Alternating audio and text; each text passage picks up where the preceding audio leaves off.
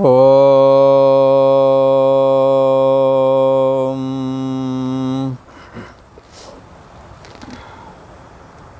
श्री योग वासिष्ठ के स्थिति प्रकरण में श्री वशिष्ठ जी महाराज बोले, हे राम जी, अज्ञान रूपी अंधकार हृदय में बड़ा कठिन है। ये साधारणता जल्दी से निकलता नहीं है। क्यों नहीं निकलता? क्योंकि हृदय में देखने के लिए, पीछे मुड़कर के देखने के लिए कोई इंद्री नहीं है। इसलिए जीव हृदय तम मोह विशेषी, जीव के हृदय में अज्ञान रूप अंधकार है। पर छूटे ग्रंथ किम, ये हृदय की गांठ, ये हृदय का अंधकार छूटे किम, पर न देखी, दिखाई नहीं पड़ता है। क्यों नहीं दिखाई पड़ता है? क्योंकि परांच खानी वितृत स्वयंभो, स्वयंभू ब्रह्मा जी ने देखने की जो 5 ज्ञानेंद्रियां हमें दी हैं, श्रोतम चक्षु स्पर्शनम चारसनम घ्राणमेव चा, ये 5 ज्ञानेंद्रियां बाहर की ओर देखती हैं। न अंतरात्मनि तस्मात् परांग पश्यति, इसलिए बाहर की ओर दरवाजा ब्रह्मा जी ने बना दिया, इसलिए बाहर की ओर देखती हैं, अंदर नहीं देख सकती। जितनी भी इंद्रियां, पेट में क्या है नहीं हम लोग पता कर पाते, यंत्रों के द्वारा पता करते हैं। हम आगे तो देख लेते हैं, पीछे नहीं देख पाते हैं। पीछे क्या है इसको शास्त्र के द्वारा समझा जाता है। तो पीछे तुम्हारे क्या है? शरीर और देह और जगत के पीछे इंद्रियां हैं, और इंद्रियों से पीछे मन है, मन से पीछे बुद्धि है। यो बुद्धि परतस्तु सा, जो बुद्धि से परे है उसका नाम है आत्मा, उसका नाम ब्रह्म, उसका नाम कोई सो प्रभाव नहीं, वो तू ही है। यहाँ कहते हैं कि हे राम जी, अज्ञान रूपी अंधकार शास्त्र विचार से और वाणी के द्वारा निकलता है, पर एक बार कहने से नहीं।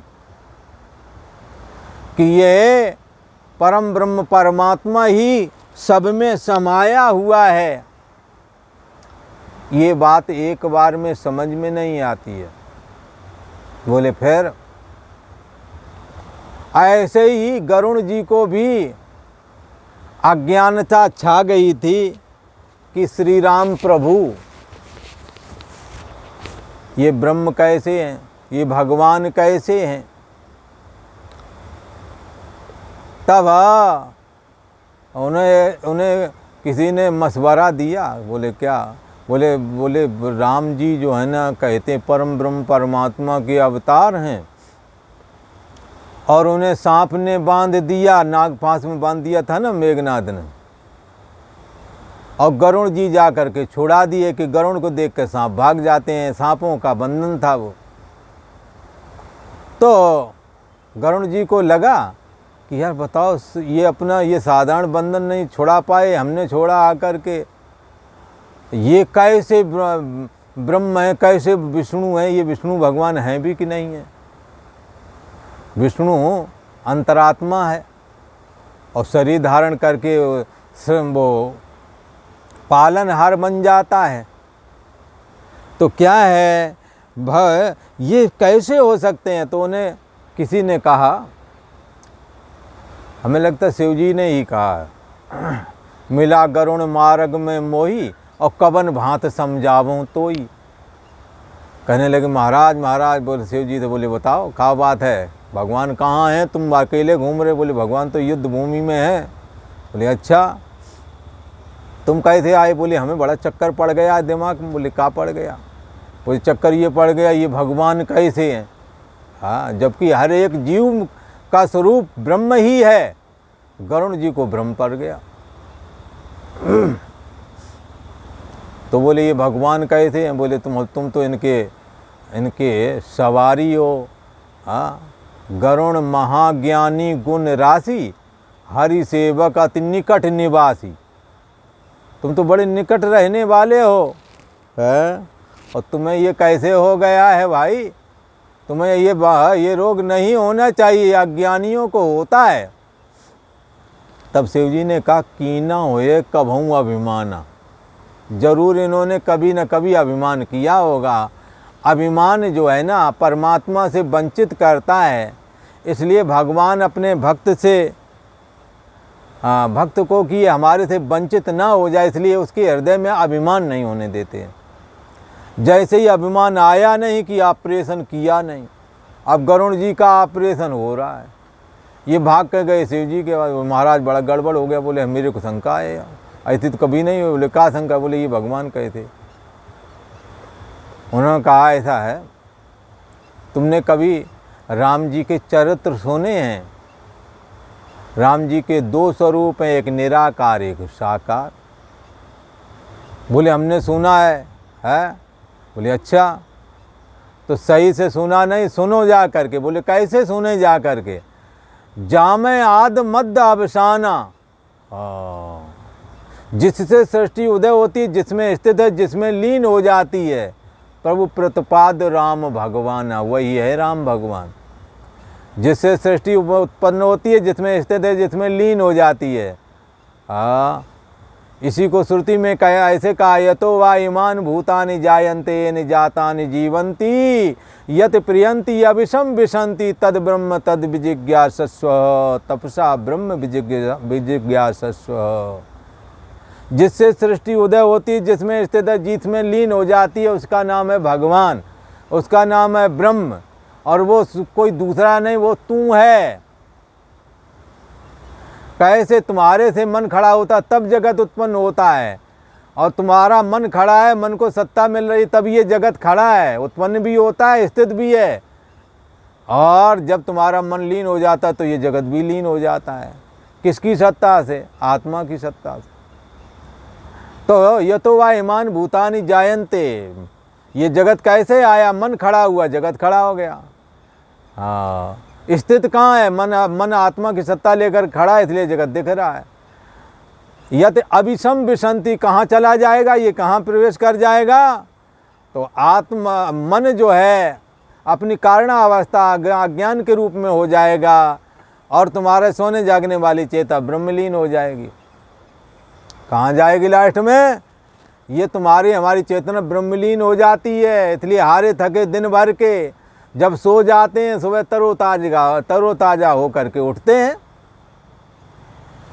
इसलिए शिव जी ने कहा, जिससे सृष्टि उदय होती है, जिसमें स्थित है, जिसमें लीन हो जाती है, उसकी चर्चा सुनो। वही भगवान राम हैं, और वही सब में है एक। वही एक परमात्मा सभी में है। जो सब में है उसको तुम नहीं पहचान पा रहे हो, उसकी साक्षात मूर्ति। भगवान राम को देख के आए, वहाँ संशय करते, वही सबकी आत्मा बने हुए हैं। इसलिए राम ब्रह्म परमार्थ रूपा, राम ब्रह्म इनकी व्यवहारिक सत और प्रातिभाषिक स्वप्न वाला सत। जहाँ असत हो जाता है वहाँ राम वाला सत बच जाता है। राम सच्चिदानंद दिनेशा, सच्चिदानंद ब्रह्म है राम, नहीं तो मोह निशा लवलेशा। अज्ञान रूपी अंधकार वहाँ नहीं है राम में। और है कहाँ? बोले हृदय में। हृदय कहाँ का मतलब मन में। उसी को यहाँ कहते हैं अज्ञान रूपी अंधकार वाणी के द्वारा बारंबार शास्त्र के वचन सुनने से निकलता है, वरना कोई इंद्री नहीं है जो भीतर जाकर के झांक ले, क्योंकि सारी इंद्रियों के दरवाजे बाहर की ओर हैं। परमात्मा की चर्चा सुननी है, जिससे सृष्टि उदय होती है, जिसमें स्थित है, जिसमें लीन हो जाती है। उसका नाम परमात्मा है, और वो कोई दूसरा नहीं। तुम्हारे से मन खड़ा होता है, देह और जगत खड़ा हो जाता है। इंद्रिय रूप हो करके देह और जगत खड़ा हो जाता है। फिर स्वप्न अवस्था में देह और जगत खत्म हो जाता है, इंद्रियां भी लीन हो जाती, मन ही खड़ा होता है, तो सपने वाला जगत दिखता है। फिर मन भी लीन हो जाता है तो जड़ता रूप सुषुप्ति आ जाती है। पर किससे ये हो रहा है? तुम्हारी आत्मा से हो रहा है, तुम्हारी मैं, असली वाली मैं से हो रहा है। इसलिए कौन है जिससे ये सृष्टि उत्पत्ति स्थिति प्रलय का कार्य हो रहा है, वो कोई स्वप्रभ और नहीं, सो तू है, तू ही है वो।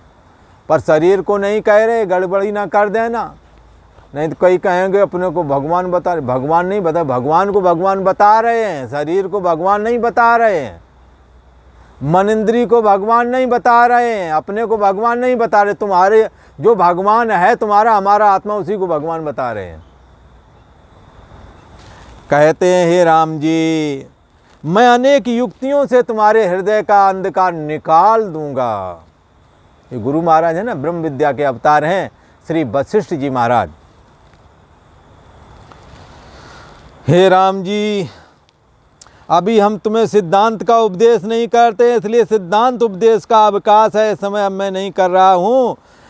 अभी पद पदार्थों का और साक्षी आत्मा का बोध कराएंगे, बाद में साक्षी आत्मा ही ब्रह्म है, ये बात सिद्धांत के काल में बताऊंगा। अब ये सिद्धांत काल इस ग्रंथ में निर्वाण प्रकरण में आवेगा।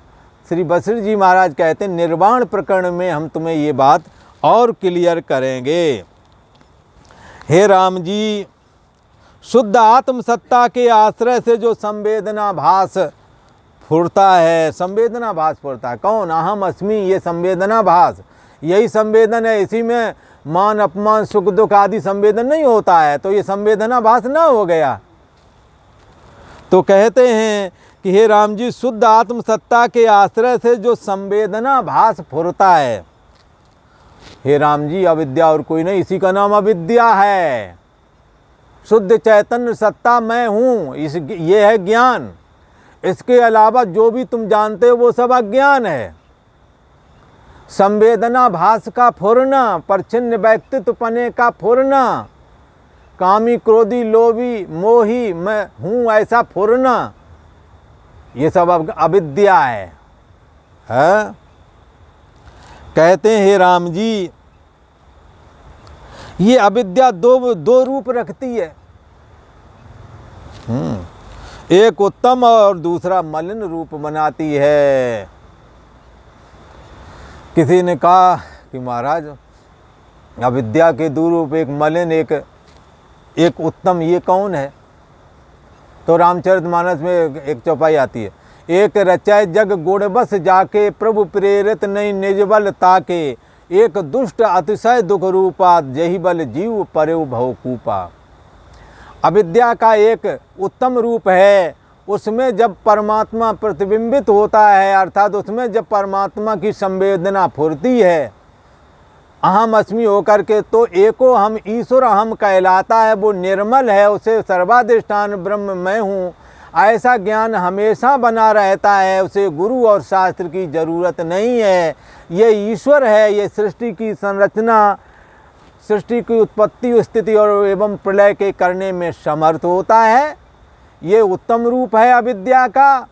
इसको माया भी बोलते हैं, मूल प्रकृति भी बोलते हैं। पर उसी माया और मूल प्रकृति का निकला हुआ जो मलिन गुण है, वो भी सतोगुण है, पर मलिन सतोगुण है। उसमें जो कलना फुरती है उसका नाम है जीवो हम। जैसे कि हम और आप हैं, लगता मैं हूँ, बोले कहाँ हो तुम? बोले एड़ी से चोटी तक यही मैं हूँ। इसका नाम है अविद्या। ये कैसी है? मलिन। शुद्ध और मलिन का अंतर कैसे समझें? इसको ध्यान से समझें। जैसे कांच के घड़े में दिया जला के रख दें और मिट्टी के घड़े में दिया जला के रख दें, तो कांच के घड़े के अंदर जब दिया जलेगा तो अंदर में भी प्रकाश फैलेगा और बाहर में भी फैलेगा। परंतु घड़े के अंदर जब दिया जलेगा तो अंदर तो प्रकाश होगा पर बाहर नहीं दिखता। बंधुओं, ऐसे ही मलिन और उत्तम रूप अविद्या का समझना चाहिए। ऐसे भी समझ सकते हैं, जब अंतःकरण निर्मल हो जाता है, जैसे गंगा नीर कबरा मल निर्मल भयो, जैसे गंगा नीर पाछे पाछे हर फिरे कहत कबीर कबीर। जब मन निर्मल हो जाता है, उस निर्मल मन में कैसा हो जाता मन? निर्दोष और सम। और ब्रह्म भी निर्दोष और सम है, तो फिर क्या होता है? अज्ञानता नष्ट हो जाती है। निर्दोषम ही समम ब्रह्म तस्मात् ब्रह्मणि ते स्थितः। अज्ञानता क्या थी? मैं देह हूँ, देहाभिमान और जगत के प्रति सत्यत्व बुद्धि, यही अज्ञान था, ये नष्ट हो जाता है।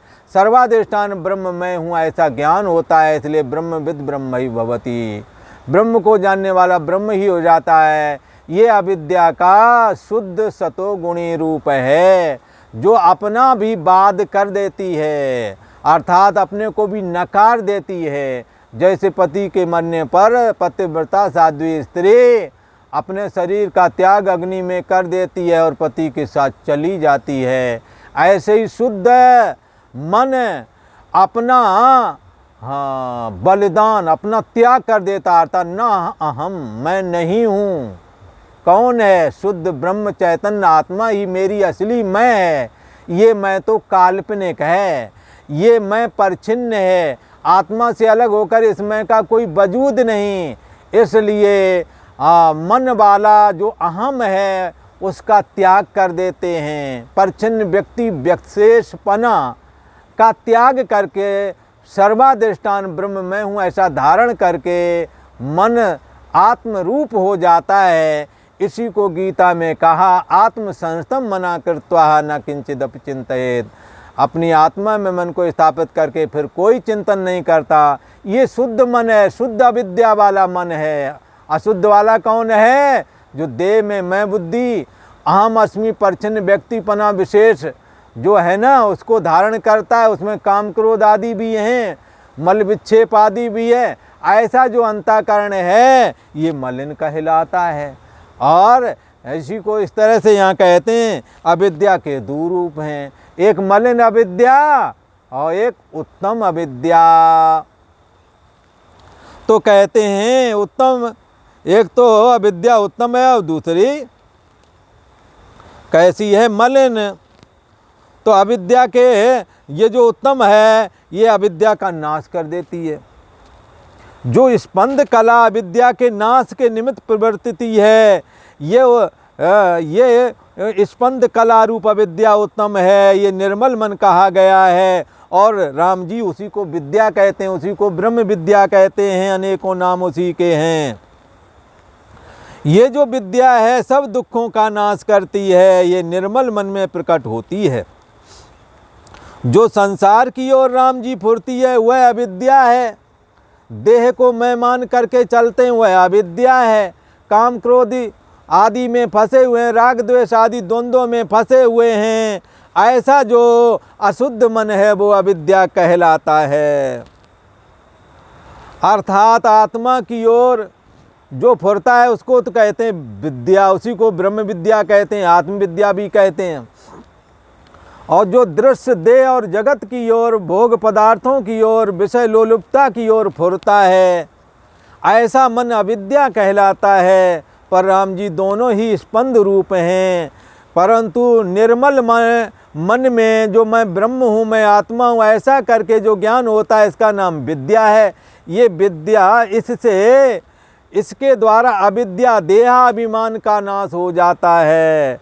विद्यते हृदय ग्रंथि, विद्या के द्वारा हृदय ग्रंथि कट जाती है, अर्थात अविद्या का नाश हो जाता है, आत्मा में दृढ़ स्थिति प्राप्त हो जाती है।